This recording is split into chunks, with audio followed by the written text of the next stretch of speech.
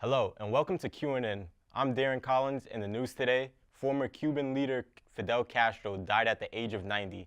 He was most known for his dictatorship-like leading and strong belief in communism. Castro held onto power for 47 years until an intestinal illness caused him to retire.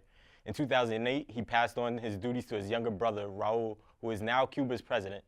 Members of the Cuban community across the U.S. have been parading through the streets, not because of Castro's death, but because he is finally out of power. A missing California woman was found today after a 3-week search.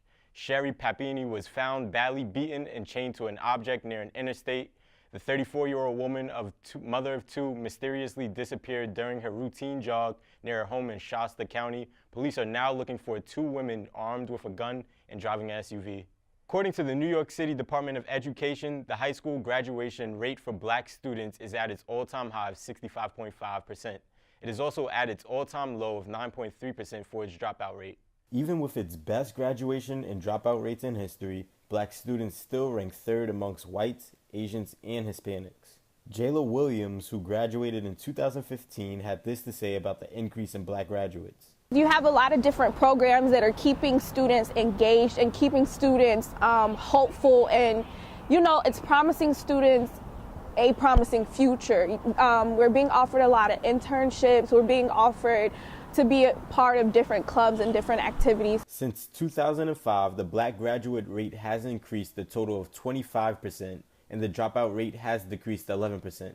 Colleen Wilson-Benoit, who graduated in 2009, believes money and the environment has something to do with the low, but yet historical numbers. I think it all comes down to money and in the environment that people are raised in. To be honest, usually when you have more money, the options are usually close to endless. Versus when you're coming from maybe a single parent home.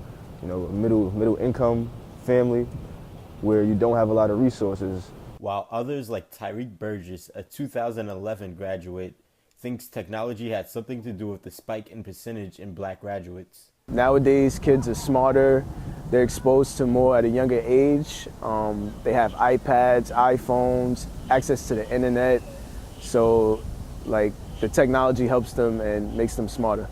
Programs like Harlem Children's Home, Police Athletic League, and Sports and Arts in School Foundation are all nonprofit organizations that are targeted to help students stay in school and also give them incentives for doing work and staying in school. Moving on to sports now, one of the best rivalries in sports history completed yet another chapter over the weekend. The Ohio State Buckeyes beat the Michigan Wolverines in a 30-27 double overtime thriller. Junior running back Curtis Samuel's 15-yard touchdown run was the difference. The Buckeyes have now beat the Wolverines for the 5th straight time in a row. Thanks for joining us for this QNN newscast. I'm Darren Collins. Have a good night.